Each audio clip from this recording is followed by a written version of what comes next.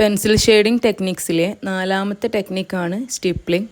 Stippling കൊണ്ട് ഉദ്ദേശിക്കുന്നത് പെൻസിലിൻ്റെ tip കൊണ്ട് ഒരു പോയിൻറ്റ്സ് ആയിട്ട് ഡോട്ട്സ് ആയിട്ട് ഇട്ട് കൊടുത്ത് ചെയ്യുന്ന ടെക്നിക്കാണ് സ്റ്റിപ്ലിംഗ്.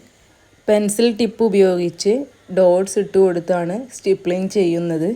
ഇതിൽ ആദ്യ ഭാഗത്ത് കൊടുക്കുമ്പം ഡാർക്കർ ഷെയ്ഡിലുള്ള പെൻസിൽ യൂസ് ചെയ്യുക.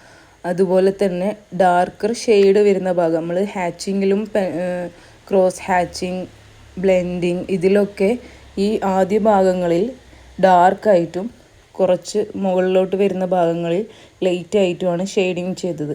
സ്റ്റിപ്ലിങ്ങിലും അതുപോലെ ആദ്യ ഭാഗം ഡാർക്കായി കിട്ടുന്നതിന് വേണ്ടി ഡോട്ട്സ് നന്നായി ക്ലോസ് ആയിട്ട് ഇട്ട് കൊടുക്കുക. എങ്കിൽ മാത്രമേ ആ ഒരു ഷെയ്ഡിങ്ങിൻ്റെ എഫക്റ്റ് കിട്ടുള്ളൂ. സ്റ്റിപ്ലിംഗ് ചെയ്യുന്ന സമയത്ത് ഡോട്ട്സ് നല്ല നീറ്റായിട്ട് തന്നെ ചെയ്യാൻ ശ്രമിക്കുക. വലിയ വരകൾ പോലെയൊന്നും വരാതെ ഡോട്ട്സ് ആയിട്ട് തന്നെ ചെയ്യാൻ ശ്രമിക്കുക. അതുപോലെ ഡാർക്കർ ഷെയ്ഡിൽ നിന്നും ലൈറ്റർ ഷെയ്ഡിലോട്ടേക്ക് വരുന്ന സമയത്ത് ഡോട്ട്സ് അധികം ക്ലോസ് ആയി ചെയ്യാതെ കുറച്ച് ഗ്യാപ്പിട്ട് ചെയ്യുക. എങ്കിൽ മാത്രമേ ആ ഒരു ഡാർക്കർ ടു ലൈറ്റർ എന്നുള്ള ആ ഒരു രീതിയിലേക്ക് നമുക്ക് ഈ സർക്കിളിൻ്റെ ഷെയ്ഡിങ് കൊണ്ടുവരാൻ പറ്റുള്ളൂ. ആദ്യ ഭാഗത്ത് കഴിയുന്നതും നന്നായിട്ട് അടുപ്പിച്ച് തന്നെ ഡോട്ട്സ് ഇട്ട് കൊടുത്ത് ആ ഒരു ഡാർക്കർ ഷെയ്ഡിങ് കൊണ്ടുവരാൻ ശ്രമിക്കാം. ഇതിലിനി ഷാഡോ ചെയ്യുമ്പോഴും നമ്മൾ ഹാച്ചിങ്, ക്രോസ് ഹാച്ചിങ്, ബ്ലെൻഡിങ്ങിലൊക്കെ ചെയ്തതുപോലെ തന്നെ സ്റ്റാർട്ടിങ്ങിൽ നല്ല ഡാർക്കായിട്ട് ചെയ്യുക. അതുപോലെ ഷാഡോൻ്റെ ലെങ്ത്ത് കൂടുന്നതിനനുസരിച്ച് ആ ഒരു ലൈറ്റർ ഷെയ്ഡിലോട്ടേക്ക് കൊണ്ടുവരിക. ഷാഡോ ആ സർക്കിളിന് ടച്ച് ചെയ്ത് വരുന്ന ഭാഗത്തൊക്കെ നന്നായിട്ട് ക്ലോസ് ആയി ഡോട്ട്സ് ഇട്ട് കൊടുക്കുക. ഷാഡോ ആണെങ്കിലും നമ്മൾ സർക്കിളിനുള്ളിൽ ചെയ്ത പോലെ തന്നെ നീറ്റായിട്ട് തന്നെ ഡോട്ട്സ് ഇട്ട് കൊടുക്കണം.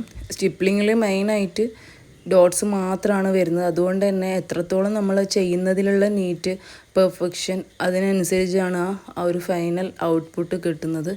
നമ്മളിപ്പോൾ ഫുള്ളായിട്ട് അവിടെ ആയിട്ട് ഡോട്ട്സ് ചെയ്ത് കഴിഞ്ഞാൽ ഈ ഒരു എഫക്റ്റ് കിട്ടില്ല. നമുക്ക് ഹാച്ചിങ്ങും ക്രോസ് ഹാച്ചിങ്ങും ബ്ലെൻഡിങ്ങും ഒക്കെ നമുക്ക് പെട്ടെന്ന് തന്നെ ചെയ്യുന്ന ആ ഒരു സമയത്ത് തന്നെ അതിൻ്റെ ഒരു എഫക്റ്റ് നമുക്ക് മനസ്സിലാക്കാൻ പറ്റും.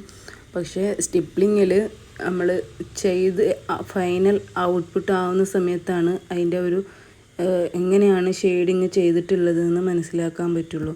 കാരണം ഈ ഡോട്ട്സ് കംപ്ലീറ്റ് ആ ഒരു ഡാർക്കർ ഷെയ്ഡുള്ള ഭാഗത്ത് കൂടുതൽ ഡോട്ട്സ് ക്ലോസ് ആയിട്ട് കൊടുക്കുക, ലൈറ്റർ ഷെയ്ഡിൽ ഡിസ്റ്റൻസ് വെച്ച് കൊടുക്കുക.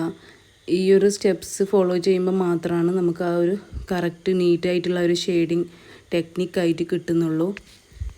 അതുപോലെ തന്നെ ആ സർക്കിളിൻ്റെ ഔട്ട്ലൈൻ ഡാർക്കർ ഷെയ്ഡിങ് വരുന്ന ഭാഗത്ത് ആ ഔട്ട്ലൈനോട് ചേർന്ന് തന്നെ ഡോട്ട്സ് ഇട്ട് തുടങ്ങുക.